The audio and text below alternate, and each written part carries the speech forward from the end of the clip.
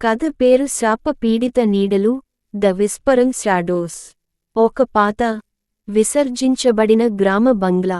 Point. Ravi అనే 20 సంవత్సరాల యువకుడు, ఉత్సుకతతో నిండినవాడు.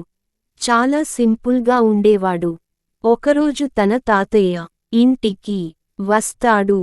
వాళ్ళ తాతయ్య చనిపోయాడు అని తెలుసుకుని, కాని ఇల్లు మొత్తం పాతబడిన దెయ్యాల బంగ్లాల ఇంటిలాగా ఉంది అని ఏవేవో శబ్దాలు వినిపిస్తున్నాయి అని అక్కడి వాళ్ళు అన్నారు.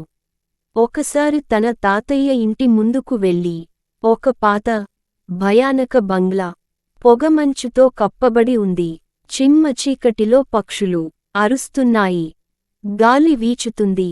రవి నెమ్మదిగా గేటును తెరిచి లోపల అడుగుపెడతాడు. తన భయంగా ఇంటిని చూస్తాడు. గబుక్కున లోపలికి వెళ్ళిపోతాడు. రవి తనంతట తానే ఇలా అంటాడు, తాతయ్య, నీ ఇంటిని నేను చూసుకుంటాను, అది భయంకరంగా ఉన్నా సరే అని అంటాడు. ఇంటి లోపల దుమ్ము పట్టిన ఫర్నిచర్, లాంతరు కాంతి చీకటిలో చిమ్ముతోంది. గోడలపై వెదురు కోతలు, తాతయ్య పెద్ద ఫోటో వేలాడుతోంది. అవన్నీ చుట్టూ చూస్తాడు ఉంటాడు.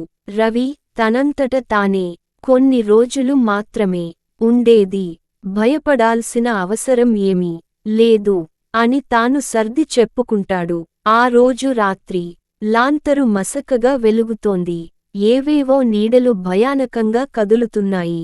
రవి ఒక పాత పెట్టెను తెరిచి, పురాతనమైన, తాళం వేసిన డైరీని చూస్తాడు.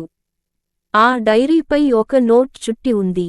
సూర్యాస్తమయం అయిన తర్వాత దీన్ని తెరవకూడదు అని అందులో ఉండటం చూస్తాడు రవి. రవి తలకంపించుకుంటూ నవ్వుతాడు. రవి చిలిపిగా, ఇన్ని వట్టి మూఢ నమ్మకాలు, చూద్దాం ఇందులో ఏముంది. రవి డైరీని తెరుస్తాడు. అందులో అన్యోన్యమైన సంకేతాలు, భయానకమైన వృత్తాంతాలు ఉంటాయి. సడెన్గా గాలి వీస్తుంది. లాంతరు ఆగిపోతుంది. ఇంట్లో చీకటి.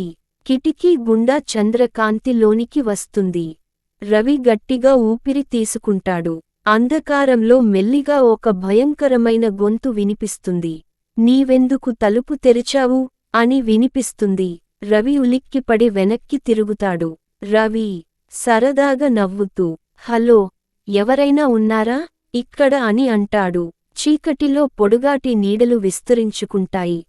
వెనుక ఎవరొకరు కదులుతున్నట్లు అనిపిస్తుంది. రవి నిశ్శబ్దంగా, గాలి కారణంగా కావచ్చు అని అనుకుంటూ ఉంటాడు. ఆ నీడ మరింత దగ్గరగా వస్తుంది. ఒక చిన్న దీపం మెల్లిగా వెలుగుతుంది. ఒక భీకరమైన ఆకారం కనిపిస్తుంది. పొడవైన గోర్లు, పీలిపోయిన కళ్ళు.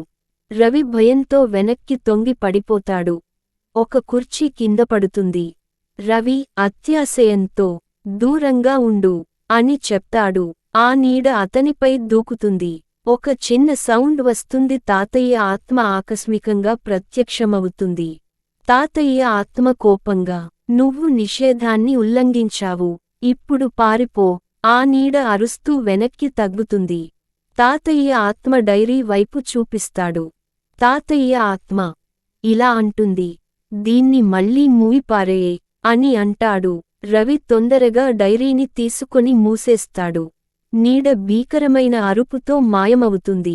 వెలుతురులో ఇంటిలో నిశ్శబ్దం వినిపిస్తుంది. రవి చేతుల్లో డైరీని బిగించి వణుకుతున్నాడు. గోడపై తాతయ్య ఫోటో కనిపించడం లేదు.